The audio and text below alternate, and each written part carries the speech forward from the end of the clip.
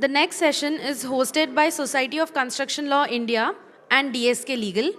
The topic of the session is witness preparation and cross-examination in construction arbitration. The session is moderated by Dinesh Pardasani. The speakers include Arpinder Singh, Avni Malik, Hamish Lal, and Ratan Singh. I request the speakers to kindly come on stage. Thank you. So, good morning, everyone. The quorum is still not complete. Mr. Hamish Lal is running late, but we'll still start, and he'll join us shortly. First of all, a very thank you to MCIA for organizing this and SCL being part of it. Both are pioneers. I would say that MCIA is Indian version of these international arbitration institutions, ICC, SIAC, or LCIA, and we are proud of them that they are doing good work. The rules of MCIA are equivalent to all these international rules of ICC or SIAC, so we are competing with them, and I wish them all the best. SEL, of course, Mr. Singh is here. We need an institution for construction disputes. And Mr. Ratan Singh has been promoting, or is, I would say, a promoter of SCL in India and doing, again, a very good job. Mr. Singh and I were together last night and we were coming in the elevator and he mentioned that, look, what is the topic? I said, sir, it's cross-examination. He said, okay, 45 minutes? I said, no, 2 hours. But he wasn't surprised. Because usually when we have these events or these topics, we usually have it for 45 minutes or 1 hour. But the topic itself is so interesting that both of us were not surprised that, 2 hours, oh, we'll be able to discuss, because I would say this is heart of any dispute, and especially in construction dispute, or I would say in any dispute. Cross-examination or witness is something which can make or break your matter. And it is that stage where you actually prepare for your entire matter, and then you figure out where are the gaps. And those gaps, then you fill in cross-examination. Maybe sometimes you feel that you're perfectly fine.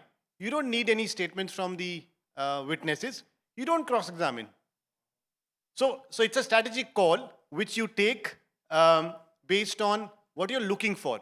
Because a bad cross-examination is more damaging than no cross-examination. So it's very critical subject, and as we discussed, there are important or interesting live examples that Mr. Singh can share. And the good part about this panel, not because I'm moderating it, if you see, we have Mr. Singh, who is doing arbitrations in India. He's, of course, also an arbitrator. He does have experience in international arbitration also. So we have one complete domestic flavor for this topic. Then we have Mr. Hamish Lal, who is doing international arbitration. So we have international flavor to it. We have Avni, who is manager in Mitsui. So you have client's perspective. And then last but not the least, expert. Now, when we talk about experts, these days arbitrations are not possible without experts. So Arpinder fills that place. So you have flavors from all the stakeholders in this cross-examination bit. Okay. Importance of cross-examination is also apparent from the fact that when we are doing these arbitrations, we can do all the hearings online. We can do arguments also online. But when it comes to cross-examination, even the arbitrators or the lawyers feel that we should cross-examine physically so that we see the mannerism of the witness, the tenor and delivery of the witness, hear the witness live. So it becomes very important, and that shows that how cross-examination and witness statements are important in the scheme of things. Now, let's start with the topic which we have thought about, and let's start with, or maybe I can just give a brief introduction for my panelist members. Start with Avni. Avni is manager contracts and risk management in Mitsui. She has more than 11 years of experience. She's handling disputes in Mitsui. Mitsui has been doing a lot of work in India, specifically in the infrastructure sector. They've been bidding and winning contracts with DFCCIL, and we also know that there are disputes which are inevitable. So she's also advising Mitsui and also handling multiple disputes. Moving on to Mr. Ratan Singh, needs no introduction, but he's a senior counsel and very actively involved in construction disputes. And I must admit that whenever we are stuck in construction arbitration, we do go to him for advice, because what we get from him, it's not easy, because you don't have senior counsels who are so deep into construction disputes. So that's where our we look towards. Hamish, of course, let him come. Let me introduce Arpinder. Arpinder is with ENY with loads of experience. He has multi-jurisdiction, he has been doing multi-jurisdiction investigations, forensic accounting, and dispute advisory in India, US, UK, and other regions. He has almost 3 decades of experience. Thank you very much, panelists, and we hope that we are able to have interesting discussions with live examples. Let's start with Mr. Singh. Mr. Singh, first question, because it's a construction dispute and that's what we'll be focusing on, the correspondence between the parties is very exhaustive. These days we see that for everything you have a letter. Now, with all that correspondence already in place, and we see documents are in lakhs. We are doing an arbitration where the defendant has filed 1,24,000 documents. And we, of course, also filed 1 lakh documents. So now with 2.5 lakh documents, do we really need cross-examination? Good morning. Good question, Dinesh.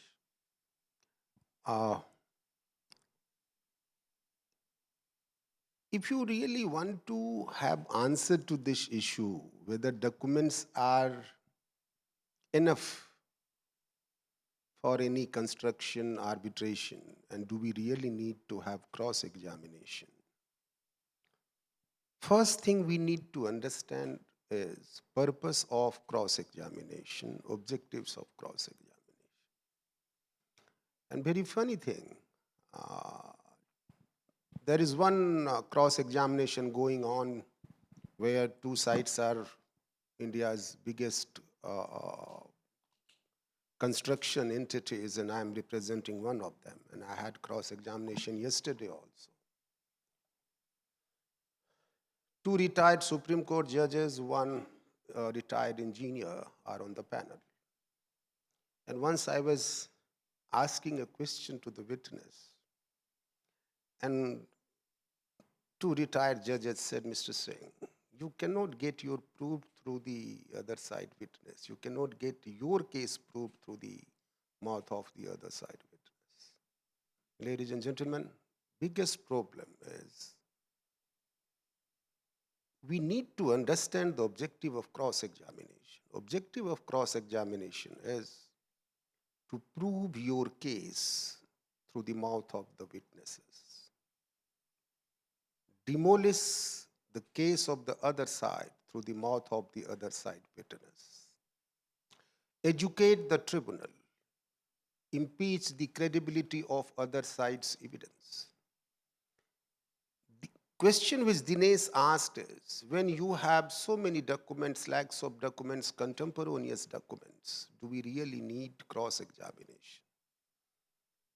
We all know, and particularly in India and Indian perspective, even if a project which is delayed by, let's say, 3 years, if you see the documentation, both sides will attribute entire 3 years delay on the other side. Contractor says entire delay is on the head of the employer says entire delay. So what are these correspondences then? And what is the importance and relevance of, or what is the credibility of those evidences, where both sides are attributing entire delay on the head of the other side? So how to really get to the bottom of the issue and how to really get the real facts out on the table before the tribunal is the key. And that happens, or that can happen, only through cross-examination. Now, I'll give you one example. Let's talk about a linear project. I was talking to Mr. Mitsui just before we started the event, and he said, again, about the delay analysis and so on and so forth. We'll get into all of this. So you have fact witnesses, you have expert witnesses. And what are they doing? I am doing one cross-examination last Saturday and Sunday. There is a witness, and I was talking to Arpinder about that particular witness. He's an expert. And for a completed project, which is a linear project, he has used one of the methods of delay analysis recognized by SCL delay and disruption protocol, that is called impacted as planned method of delay analysis. Now what he did, Dinesh, is surprising. He has relied upon only the documents which claimants filed. Now, claimants all through said all delays on the head of the employer, whereas employer said all delays on the head of the contractor. So how to get to the bottom of the issue? Simple. Preparation for cross-examination starts with preparation of statement of claim or a statement of defense. That is the first thing you need to understand. Second, break the case, break the dispute into pieces, into issues. And how to go about it is another issue. And for that, again, Dinesh will have another set of questions. To cut it short, if you have documents, but you do not agree with the content of the documents, because according to you, the contemporaneous documents are not telling you the truth. Only way how you can discover truth is by doing proper cross-examination. How to prepare for cross-examination and all of that, I think that will be another round of question. So, Arpinder, from your perspective, do you think with all the documents in place, if a delay analyst carries out its analysis and says that, look, these are the letters I have seen, in my view, these are the reasons for delay, this is a critical delay event, and this is what your assessment is. Do you think that is good enough for tribunal to take a decision? And you don't need to get into specific documents, as Mr. Singh said, that look, of course, for certain reasons, you still need to go for cross-examination. But what's your view on this? Can everybody hear me? First, good morning and thank you. I just wanted to clarify one thing because the moderator kept saying I'm 3 decades old. So I think I'm not that old. So I just thought I'd start with that clarification on a light note. But on correspondences, you're absolutely right. I think expert witness cross-examination is very well required. And I'll tell you why. At least that gives an opportunity for the senior counsel or the other side to get some statements which can be obviously relevant for their final arguments. Because the way I look at it very simplistically, and I learned that in Singapore when I was at SIAC, because in India, on a lighter note again, I always thought the job of the counsels on the other side was just to embarrass the expert witness. Because we were generally kept on the chairs in expert witness. I've done nearly 28 cross-examinations.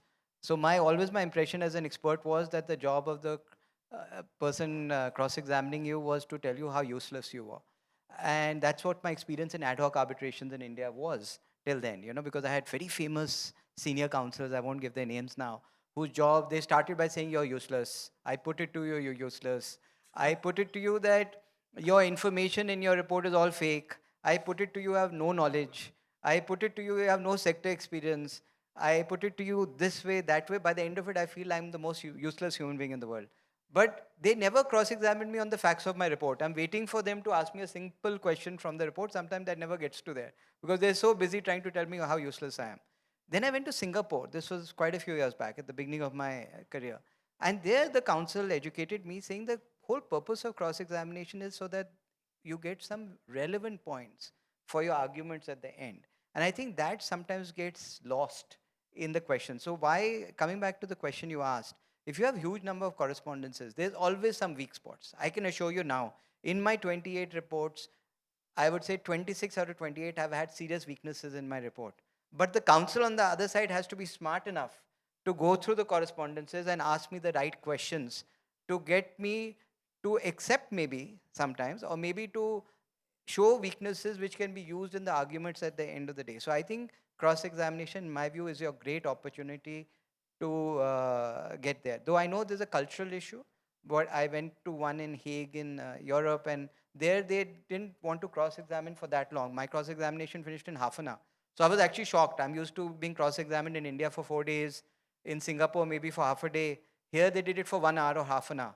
So I was actually shocked. So I understood that it's a cultural difference also maybe, where there they relied more on what that information was, and they worked off reading your document and using that for the argument. So I found that very interesting how culturally the way I was cross-examined varied between India, Singapore, London, Hague, etc. That's one point. Second, I would come later, but I want to say that you have the beauty today of AI. So when you mentioned about these 124,000 documents and 124,000 documents, I must tell you that I was being cross-examined, and this happened a month back. Now I am not that smart, but I have a smart team. So they are very young and smart. So they said, I was cross-examined for 1 day, as you can imagine. We have the questions. Everybody knows the process, right? Because you're all lawyers and arbitration. So you get you sign a document at the end of the day, and you get that back, right? Saying these are the questions asked from you. Normally in a day, you asked about 60 to 70 questions on an average. In India, at least, I'm not talking about Singapore, where you have this transcription happening, which is faster.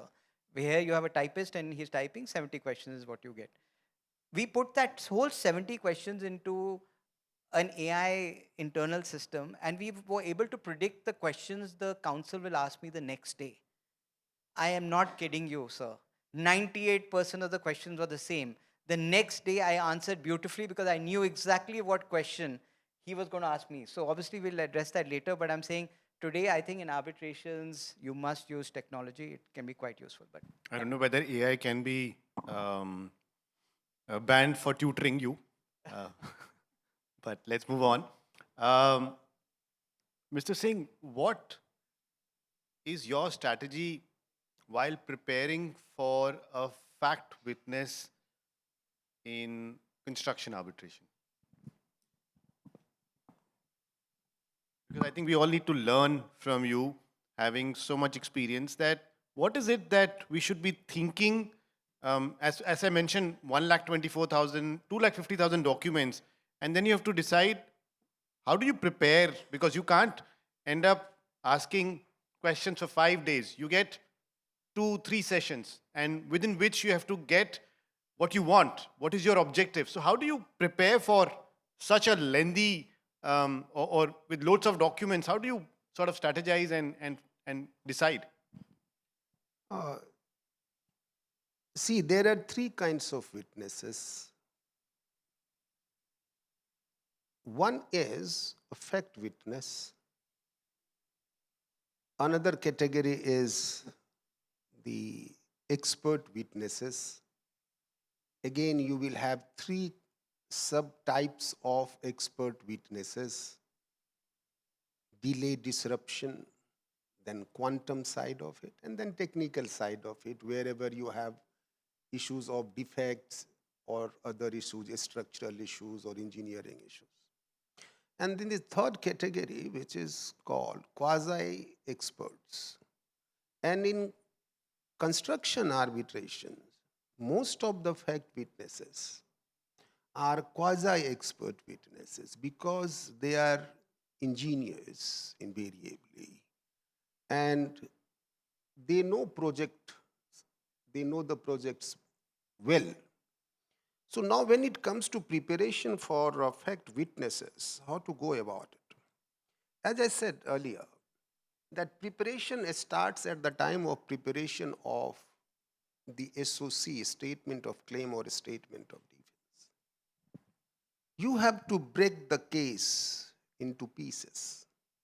Let us talk about an arbitration where you have delay claims and you are representing the respondent or the employer how to deal with you have delay claims. Now, it sounds very easy, but cross-examining a witness or set of witnesses, including the expert witnesses on delay, is the most complex thing. So how to deal with that? First thing, when they have a claim for prolongation claim, as we call it in construction arbitration, they will say that employer has delayed for, let's say, 3 years. Now, they would tell you that delays were on for following regions. X number of days in handing over the delay in handing over of the sites, Y number of days in approving the drawings, G number of days in handing over some material which you were supposed to provide, so and so forth, variations and so on and so forth. So how to deal with them? First thing, prepare chronology of events. So ask your office to assist you in preparation of chronology of events. That is, from day one till day last, you must compile all the documents in a sequential manner. Before you start doing that, a tip for the new lawyers sitting in the hall, before you start looking at those 240,000 pages of documents, see the last set of correspondences exchanged between the parties. There they'll put their position clear. You will get to know what are the disputes both which parties are raising against each other. Read those few letters. You will have flavor of the disputes between the parties and parties' position. Then prepare chronology of events thereafter. Let us talk about arbitration dealing with delay claims. How to deal with that? First thing, first see what are the heads of delays alleged against you. So create compartments. First, delay in handing over of the site.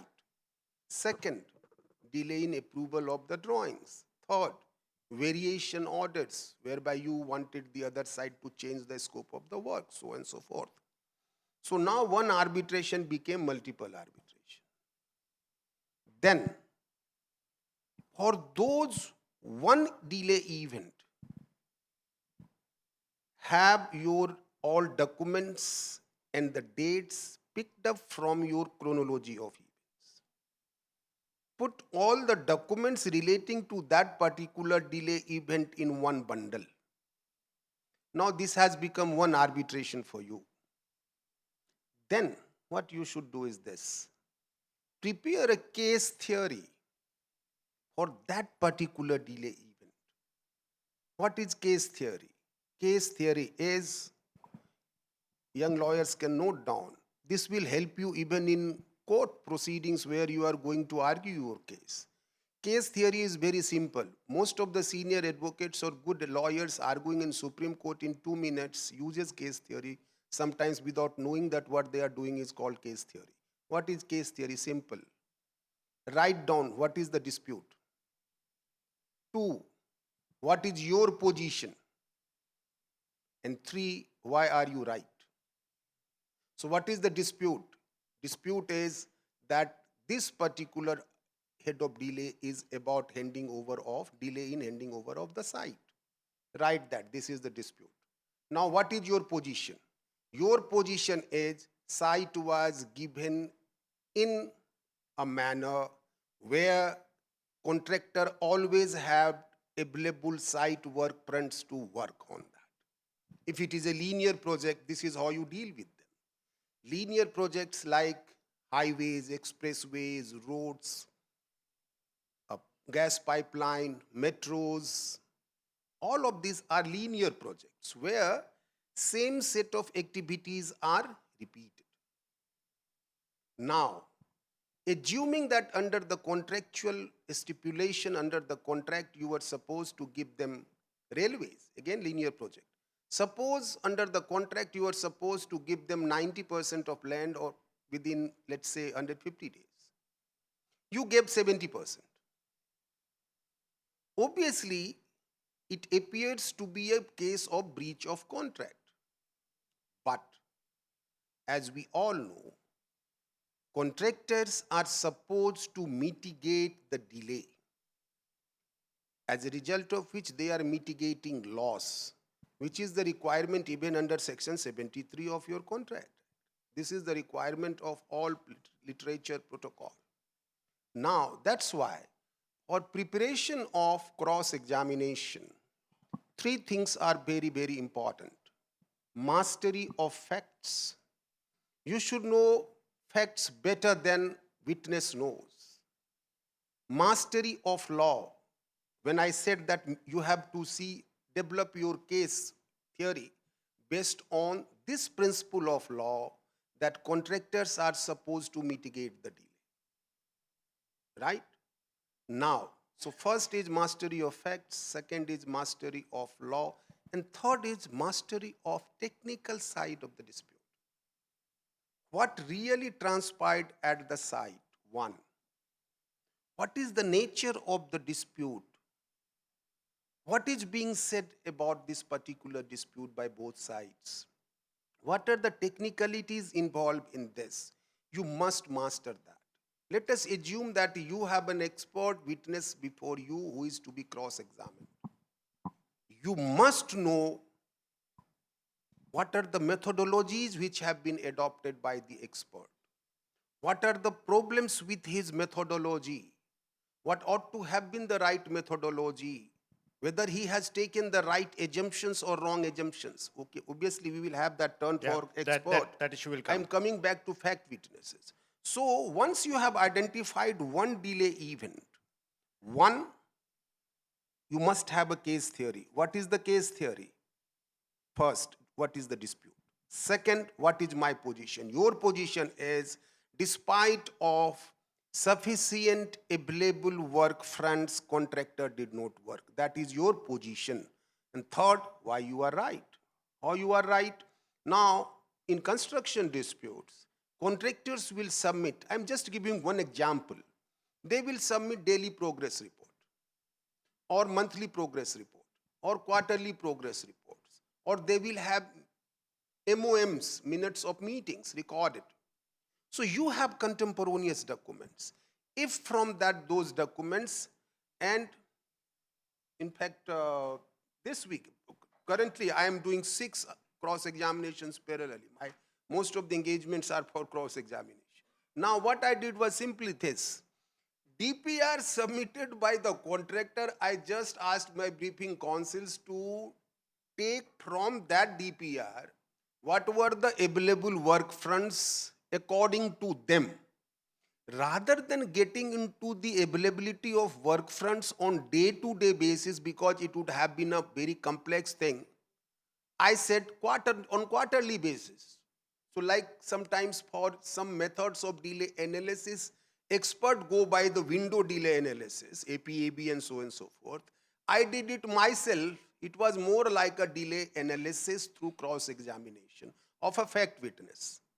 So I created this quarter end, you had available work fronts of X kilometer.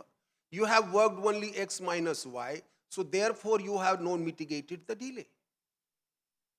So based on the documents available on record, relied by the other side, you can break their case if you have prepared your case theory. So what is your case theory? What is the dispute? One, what is your position that they have not mitigated the delay? And third, why you are right? Because law says that even if there is a delay on your part, other side has to mitigate the delay. If they have not worked on the available work front, so therefore they are in delay. So this is how for every delay, head of delay, you prepare your case. If it is variation, again prepare. So one arbitration, you have to break into multiple arbitrations and take every single issue and aspect of that arbitration as one arbitration. Prepare your case theory, prepare your questions, and then we will have another question on the techniques of cross-examination we will deal with. Correct. Thank you so much, sir. Coming to Avni. So when you have to decide for a fact witness, will you go for a honest witness in your company? Will you go for a smarter one, technically sound, or maybe sometimes you feel that you can do it better and you can become a witness? What is your thought process in company when you are sending someone as a witness or suggesting? Um, while we are preparing or sending a witness from our side, the only thing which we make sure that the witness will be independent. He will be just mentioning what is the fact as it is, not giving my opinions. While I'm preparing him, he should not be sounding like me. He just keep putting the facts only. Then this will be good for me while putting him as a witness. The truthfulness should be there, the independence should be there. He should be independent and he should not be looking at me as well at the times so that I can help him out. So that will be. I think lawyers corrupt the system, not clients. Yes. Okay. Sometimes. Okay. No, thank you, Avni. That was helpful. And I think that is what the need is, because different jurisdictions have different systems where they provide to what extent a witness can be prepared or trained. We'll come to that topic little later when our last panelist is also around. But on the same subject, on cross-examination of fact witnesses, my question would be, I think, to Arpinder and Mr. Singh, that how do you prepare your witness statement, or how you prepare for cross-examination when you have a domestic tribunal or an international tribunal? Because the way Indian tribunals conduct arbitrations is, I would say, still different from how cross-examinations are conducted overseas. To give you an example, in India, the tribunal members might interfere in your questions, may not allow you some questions, though they have not completely read the file. Whereas internationally, I would say that they've given you fixed time to carry out your cross-examination, and they would expect you to ask whatever you want to ask in a flow, but finish your cross-examination within a particular period of time. So from that perspective, Arpinder, how will you be preparing for your cross-examination when you are appearing in domestic arbitration or international arbitrations? Thank you. No, thank you so much. And Dinesh, very well put actually about the limited time, which is the point I made earlier. In Singapore, you're given like 4 hours or 6 hours to finish it. Well, here it can go on for 3-4 days. So in India, how I prepare for my expert witness is first I spend a day on the affidavit, because the counsel on the other side spends a significant amount of time proving the affidavit wrong. Then I spend a lot of time on conflict of interest, because a lot of questions come on conflicts. Then I also spend a lot of time on silly things like who was the attorney. I, in fact, asked my secretary the other day, can you show me a photograph of him, because he had come to our office and I'd forgotten what he looked like. And one counsel asked me, does he have a mustache or doesn't have a mustache? So, you get some really odd questions like that in a cross-examination, at least I've got in India. Is this person alive or dead? Is he still there? No, I haven't checked it. I've signed the report a year back, whether he's still there or not. So that is so in India, you really have to work on a lot of the noise around it. And I have to also work a lot on examining a counsel. So I do a lot of background check on someone like Mr. Ratan Singh and say what type of questions does he ask, what type of person is he. So in India, I do really odd kind of preparation for my crosses. I actually investigate the counsel so that I know, this is the type of questions he will ask, this is the type of questions he won't ask, he's very aggressive, not very aggressive. But when I go to Singapore, I keep it very factual to my facts of my report. I prepare to the facts of my report because I know the cross-examination will be very focused at specific time. They will ask me good, relevant questions for what is in my report, and I need to be technically very updated with what the data in my report is. So very different ways of preparing. Like I'll give an example again. In India, there were two counsels who cross-examined me at different times for different one. One was a criminal senior counsel. That means I don't know why he was cross-examining me, but I think he had a good relationship with the client. His whole examination was extremely aggressive. So I actually prepared, and he was a chartered accountant, unfortunately, also. So he was a CA and a lawyer. But his questions were very, very abrasive. In fact, he accused me that I will actually file a case in the CA Institute against you. I will do. So, the style was very different and I had to prepare very differently. While another expert, lawyer, was an engineer. So he actually missed the cue totally in the cross because he didn't come prepared. He got questions from his junior and he started examining me on time delay. Now I totally sidestepped it like a spin ball, and I said I'm not an engineer, so I cannot answer any of your questions on time delay. I'll answer on quantification only. He was a separate expert. He had no questions to ask me the rest of the day. It finished in 1 hour because he had come fully prepared to spend a day or two with me on delay assessment, and I totally derailed by saying I'm not the delay expert. I've only given a report on quantification of damages. So devil is in the details.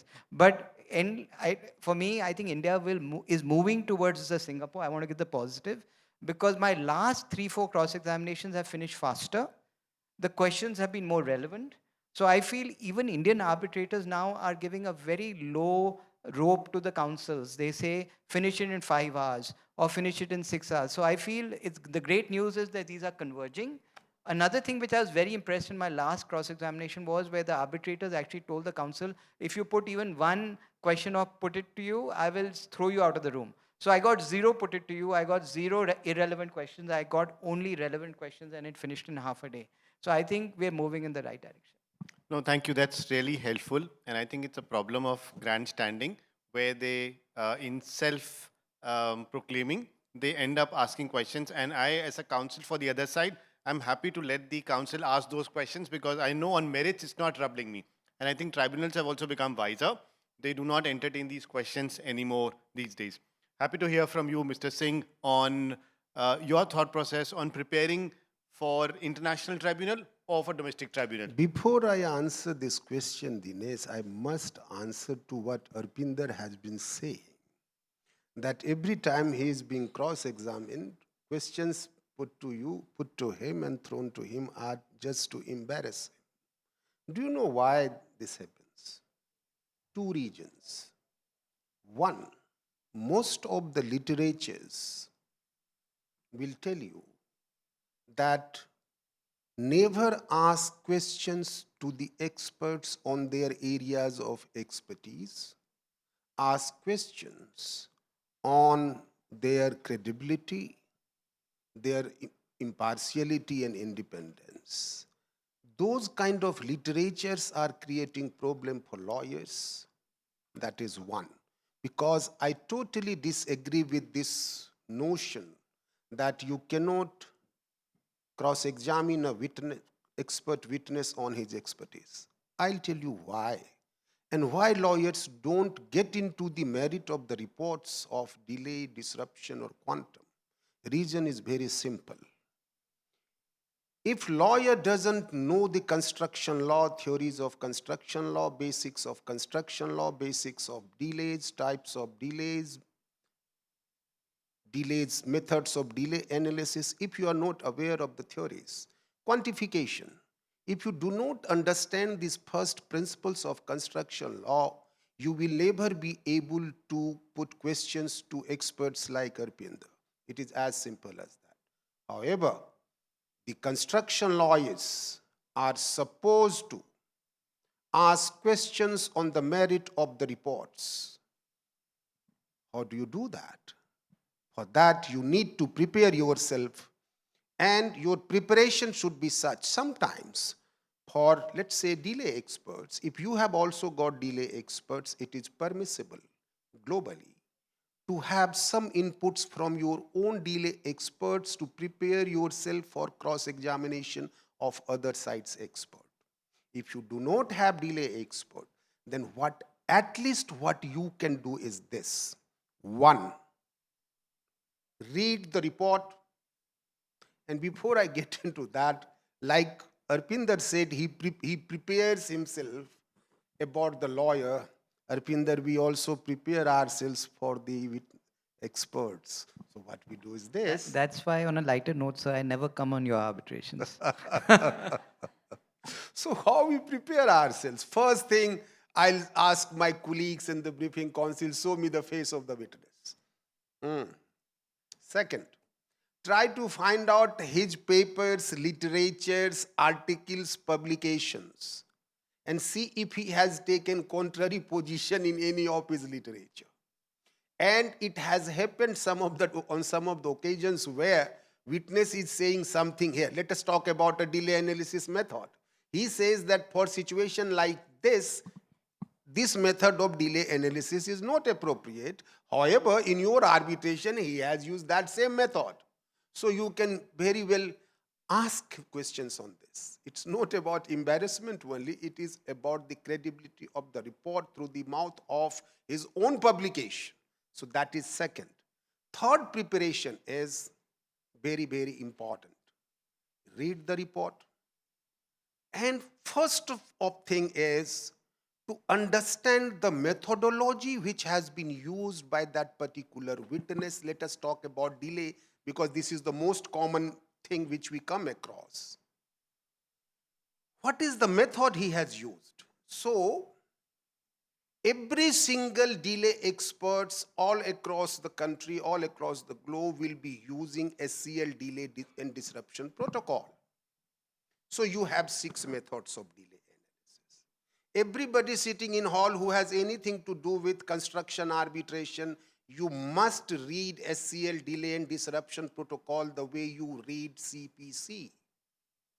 You may have some difficulty in the beginning. More you work on the cases, you will learn more and more about it. Simple. Suppose a particular witness says that delays, suppose an expert says that I have used one of the 6 methods as prescribed in SCL delay and disruption protocol. He says my analysis is on as planned versus as built method. This is one of the methods. Delay analysis will be done by these experts under one of the 6 methods. So first of all, open the page of the SCL delay and disruption protocol. Go to the table where those 6 methods are written and read the literature in this particular protocol itself, which tells you when a particular method is to be used. When you have, suppose you are using a method for which you must have a robust baseline program. Baseline program is a program or a schedule which is prepared in the beginning of the project, which tells you how many activities are to be used, are to be done, how many days will be taken for that particular activity, and so forth. Whether you have as-built program or not, what is the character of the documentation of the project. So those 6 delay methods as written in the SCL protocol will itself tell you when a particular method is to be used. Then that protocol itself tells you what are the limitations of this particular method. So start reading them. Then start reading the literature, good commentaries, good books on delay analysis. Understand whether this witness has used right methodology. Invariably, in every arbitration where I go and cross-examine, I have broken the whole case of the delay expert just because he has used the wrong methodology. Second, assumptions. Assumptions are that expert will say, I assumed a particular fact. Now, whether those assumptions are based on real facts or not, or whether it is so different from the facts that you can immediately demolish that. So difficulty is why Arpinder has been saying it since beginning is that lawyers think that I do not know the subjects, I cannot do anything on the merit, therefore I am going to embarrass the witness. I never ask any question to embarrass a witness, expert witness. I only ask question on merit. There is one example where a particular delay analyst for a completed project said that I have used as planned versus as built method of delay analysis. I said, you tell me, how did you determine the critical path of this particular delay analysis, for this delay analysis? He says it is a completed project, therefore I have used retrospective method of critical path determination. I showed him SCL protocol, column 2. I said, what is this written here? It says for critical path determination, even for a completed project, you have to use contemporaneous critical path determination. He says, how can I do it? It is a completed project. That means that witness doesn't know even ABC of delay analysis. For a completed project also, when you are using as planned versus as built method, you have to do critical path analysis by using contemporaneous method. How you do it, there are ways to do it. So and ultimately result was, this is a Windows analysis. So there was 2 years of delay. You had to break those 2 years of delay into compartments in Windows. That is the requirement of as planned versus as built method of delay analysis. I said, gentlemen, how many windows you have created? He said, 1. He had the entire entire period delay analysis. He says, where are your windows? He says, I have 1 window. Where is that? This is 1. So you can really, you enjoy this process if you know the methodologies. And result was, on the very first day of oral argument, other side lawyer came and he says, we disown our witness. So a good lawyer who understands the first principles of construction law can enjoy in the cross-examination and play with the expert witnesses. So Arpinder, this is how we can go about it. Thank you, sir. I've taken notes. Moving on to witness preparation and tutoring. Of course, witness preparation is required. I'm not saying no to it. But how far it should go? And let's start with Avni. What are your thoughts to what extent the preparation should go so that it doesn't become unlawful? Thank you. So, first we need to understand why we are preparing a witness. What is the purpose behind it? So, when we are preparing a witness, we just want the witnesses to be at a witness stand and will be facilitating the tribunal to understand what really has happened. It is not that he should be one talking about or in a language that what I have been tutored him. That should not be the case. So the real purpose is that witness should be at the tribunal side, I mean, as our arbitration. He should be just mentioning as whatever it is as per his own knowledge and wisdom. And just you're right that sometimes while preparing also, we coach or tutor our witnesses. So that should not go far. There is a thin line actually to line will be, as I have already stated to you, that if the truthfulness is coming out of his mouth and he's independent, whether if any skilled cross examiner is mentioning that, oh, did you sign it, or whether is this a right document, do you remember this variation order, if he is mentioning independently can make a call of it, yes, I do not know about this, or I do not recall signing it. If that is an independent call by himself, I have not tutored it, definitely I have not crossed that line where it becomes impermissible. The permissibility, I think, which we already know with as per our laws as well, Indian legal system is already there. What is permissible? You can prepare your witness only to an extent that your witness will become confident, and the tribunal will have such because of this construction or technical issues, the tribunal is not an expert in that scenario. He will not be able to gather all the information from the documents or the pleadings you have submitted. So they really require, they completely or heavily rely on the oral evidences of the witnesses who have come to you, you have been presented. So they will be completely relying on the words. If you will be presenting a witness, an accountant or a project manager or an engineer who will be disoriented or confused or will be scripted by you, so he will not be able to put out the real truthfulness or what he actually believes or he understand. The real question is the memory of his, because I can give him a script that you should answer him in such way, but he will definitely gonna forget that script as well, firstly, and he will be during the cross examination also, he will be looking out for me so that I can help him out, because those 11th or 10th or 12th question I have not prepared him for. So the only preparation and the line, I think during preparation also, I think I have few tests also, Dinesh, where I can also check by myself while preparing a witness that whether I'm crossing that line or not. First will be the ownership test. So if you are hearing the words of a witness while interviewing him or making him familiarize with the documents, if he's speaking out in his own words, and you can not able to hear your own words from his mouth, then definitely you have not crossed that line. Your preparation is going on perfectly fine. And second will be the memory test you can do.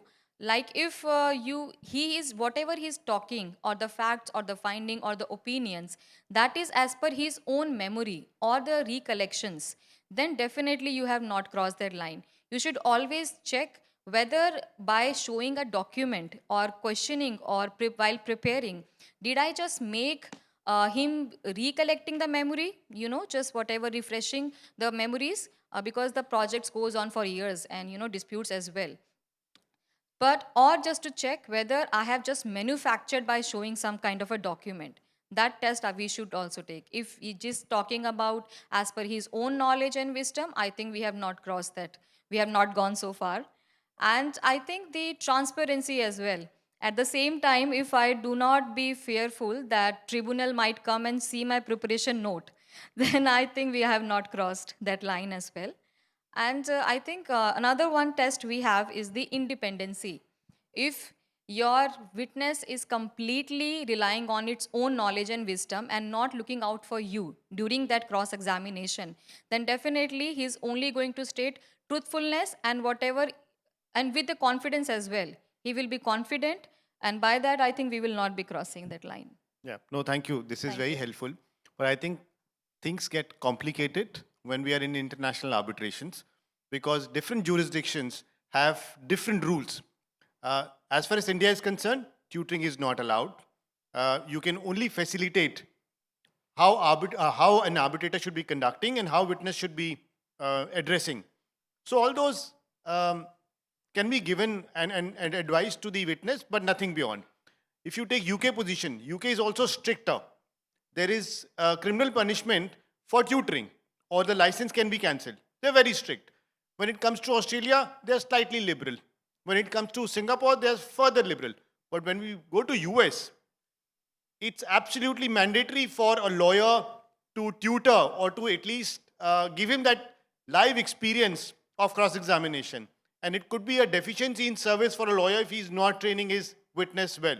Now, imagine an international arbitration happening in, say, Africa between a Singapore company or a UK company or Indian company and a US company. Now, obviously, they are playing under different level field. US is absolutely allowed. You can train your witness, but whereas in your jurisdiction you can't. So how do you address it? In my view, obviously, IBA should have handled it. But even IBA doesn't provide for rules relating to witness preparation. It provides for rules for everything else. There's only a passing reference in IBA. Obviously, because multiple jurisdictions have different rules and even IBA is not able to come to a consensus that, look, what should be the norms for witness preparation? And therefore, ideal way to resolve this is get that clarity from the tribunal on day one so that let them set the rules for preparation of witness so that no party has an advantage over the other. So I think that can be the way forward. But otherwise, I think rules are required which can lay down for arbitrations that, look, witness preparation is not required. I mean, as we speak, Supreme Court recently passed a judgment on tutoring. They said, look, tutoring is obviously not allowed. They have laid down the rules. We all know. But again, international arbitrations, does it work for us? Do we lose on not doing it? I mean, there are these questions which are yet to be answered. But I think it makes sense to agree on the procedure with the arbitral tribunal so that there is a level playing field for both the parties and lawyers. Moving on to some other topic, we don't have much time left. I think Dinesh, Yeah, sure. Go ahead. So one point, if I can add to this preparation of witness, I saw interesting thing. In Singapore, when you have a whole day of cross-examination, at lunch break, they actually keep you in a separate room. You can't speak to your own counsel, you can't speak to your own side. In India, I felt it was, you could, chat, it wasn't as strict. So maybe, as you correctly said, the rules are different, but maybe in India, they should define it a bit better so that you at least know that expert in between his arbitrations also doesn't get tutored. Okay, you said this in the earlier half, don't say this in the second half. So that's one thing which I just noticed practically. Now, I'm not a lawyer here, so I don't know the rules around it, but I just saw much stricter guardrails outside. The second thing I'd like to say is about lying, what you said, ma'am. One thing we've noticed is a good thing for you as lawyers, and I'll give you a tip how to cross examine. If the statement of claim amount is the same as the expert witness, you have a field day because you can really ask 1,000 questions. Because forget about tutoring, you have evidence of tutoring, right? Because it cannot be 100% the same as the statement of claim. That's the second point I can just say.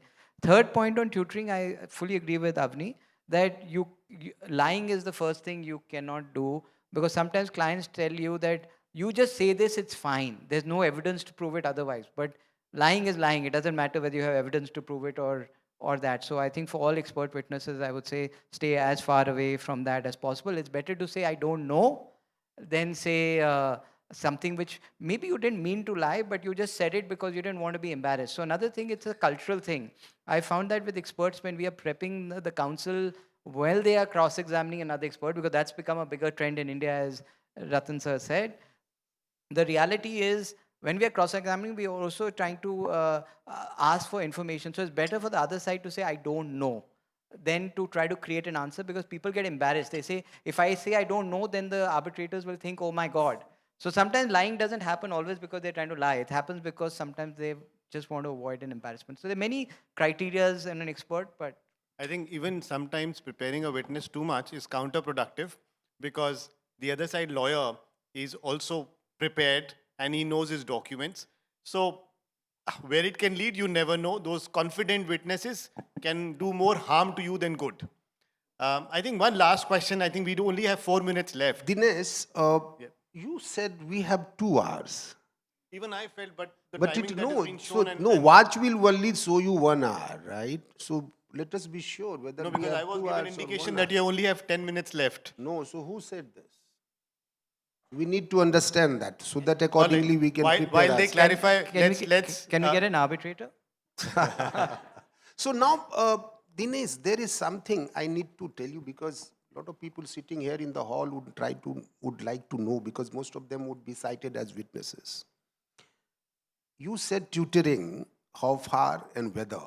That has been answered by you and the American position, English position, and Avni also talked about this.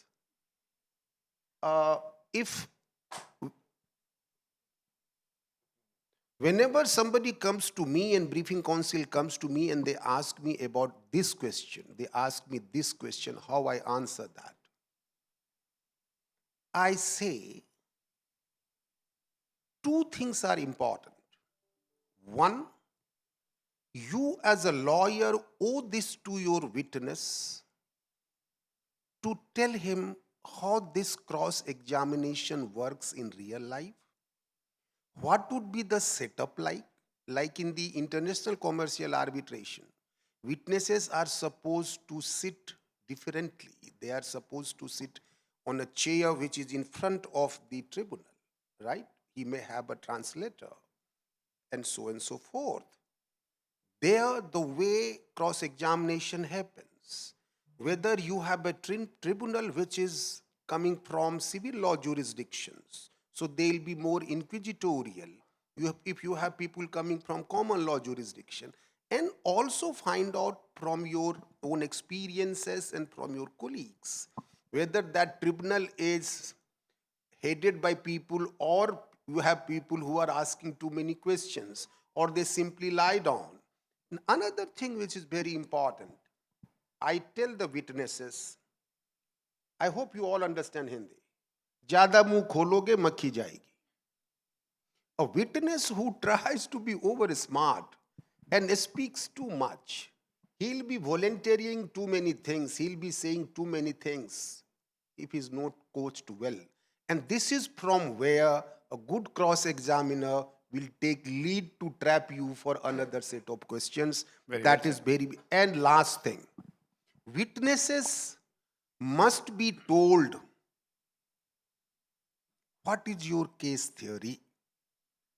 If he knows what is the dispute, what is his position, why he is right, he should be convinced with that. He should prepare himself for that, because you cannot tell him in advance what all questions are going to be asked. If he understands that, he is a good witness. Thank you, sir. Thank you. I think moving on to the last question, because we have only 15 minutes left. So Arpinder did mention that he finds a lot of difference in Indian lawyers cross-examining him in India and overseas lawyers when they're cross-examining outside India. Now, there's a reason to it. Lawyers who work in Delhi High Court, and I have all my life worked in Delhi High Court, we have never seen cross, because all we do is take injunctions and sit over it. So we never learned the art of cross-examination. And when I started doing arbitrations 10, 12 years back, it was my first arbitration.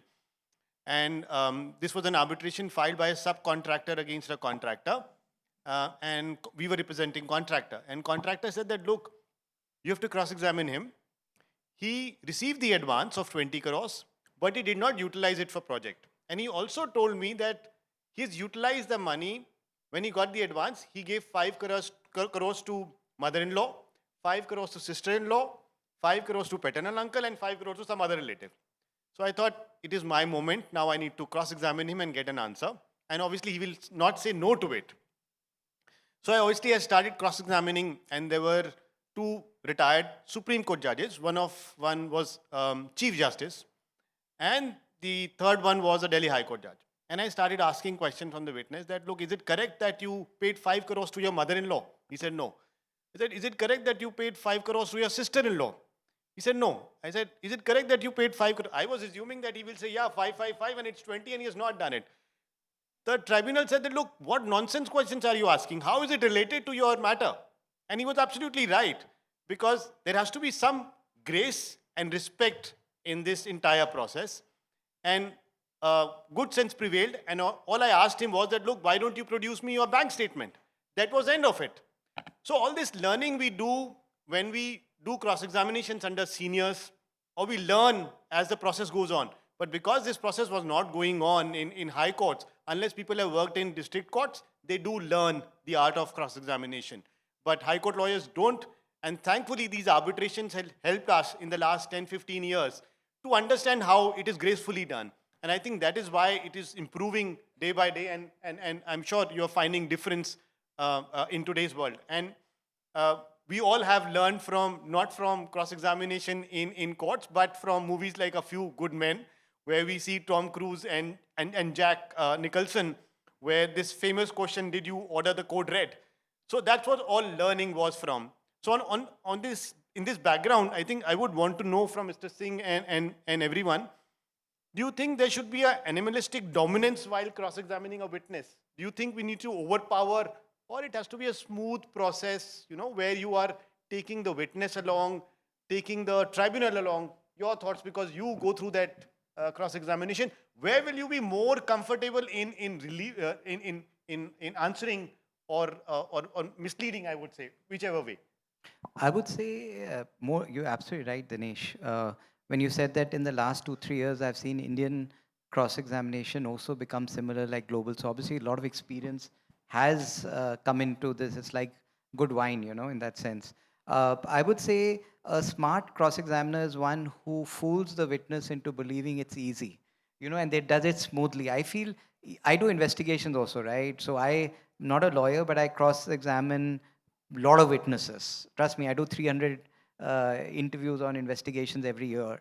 And I find I used to shout and scream earlier, just like 10 years back. And I found I never cracked a case. Now in the last 1 year, I become the best friends with the witness, and I find it so easy. The person trusts you. The person starts opening up. They start giving information. You have a two-way conversation, much more constructive than the earlier days. So to answer your question in very directly, yes, sir. I think as a witness, I can tell you the best cross-examiner is one who's smart enough to do it smoothly. So I start feeling comfortable. I start opening up. I start giving longer answers, as Ratan sir said. Because Ratan sir's very good point he said is, don't open your mouth so much so you catch some butterfly.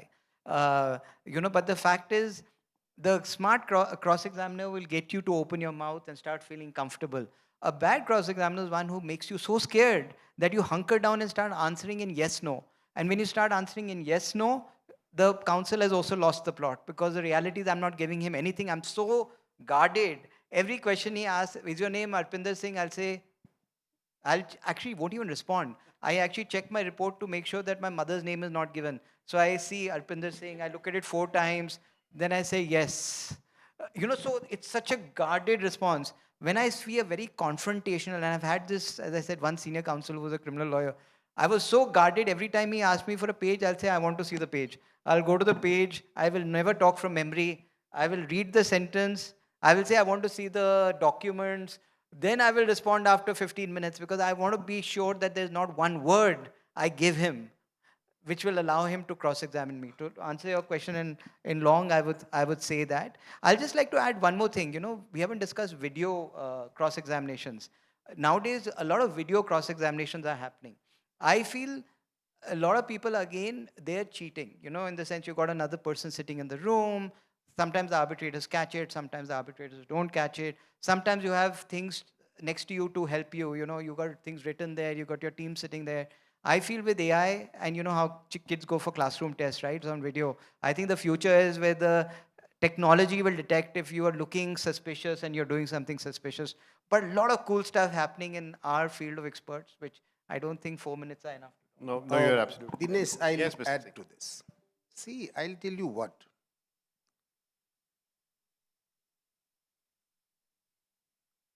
Arpinder very rightly said, and this is the first principle and first theory of cross-examination, that try to take the witness along. Try to earn the trust of the witness. And start with, because if you try to be bully, if you try to bully the witness, tribunal will come to their rescue, and tribunal may get upset and angry with you. That is one thing. Secondly, you do not earn the trust of the witness, and start with seemingly harmless, innocuous questions, so that you get answers in affirmative. Then come with an important, interesting, and intelligent question, he is in the trap. Now, this theory and the first principle, that be polite to the witness, sometimes doesn't work. In 2014, I was cross-examining a witness in London under ICC rules in English law, under English law case. I was doing all my own, and I was pitted against top-level QCs and so on and so forth. In international arbitration, there is something called guerrilla tactics. This means unethical practices. So that witness, who was a Finnish guy, I am 6 feet, he was almost 6 feet 7 inches or something, triple of my size. He was sitting in the witness box on the witness chair. He was staring at me as if he'll eat me. I was trying to have eye contact. I was trying to be cool. I was trying to exchange pleasantry. No. So I said, hey, buddy, now let me play with you. I started with the toughest things which I had prepared for him. And I still remember 8th question, he said something. And chair was very popular British Casey, very seasoned barrister. I started 8th question, I still remember. He said something, and I still remember 22nd question. He just answered the opposite. For me, overcoached witnesses are my easiest prey. And 22nd question, he just answered the opposite. And in arbitration, whenever I teach cross-examination, I love teaching it. I say, even if witness has given inconsistent answer, at one place he says yes, at another place he says no, don't take explanation from him that which of the two answers is correct. Not done, you argue it later. But I was having complete control of the witness eye to eye. Once he said the different answer, gave different answer at 22, I said, therefore, Mr. Pekanatri, I still remember his name, is it correct that you were lying before this tribunal while answering question 8? He said, yes, and that was his funeral. So sometimes you have to change your strategies depending on the type of the witness you are confronted with. But I totally agree with Arpinder when he says that try to be polite, earn the trust, shake hands, laugh at each other, enjoy yourself. And that is the way you should go ahead. Thank you, Mr. Singh. I think we have just in time, 1 second left. Thank you, everyone. And I hope you enjoyed this discussion. We don't have time for any questions, but happy to answer. And you can ask any of the panelists while having a cup of tea or coffee. We'll be happy to answer these questions. Thank you so much. But Dinesh, I have still a question for you. Was it a 2 hours or 1 hour session? Thank you very much. Thank you, sir. Thank you. Maybe a statement of claim is required against them.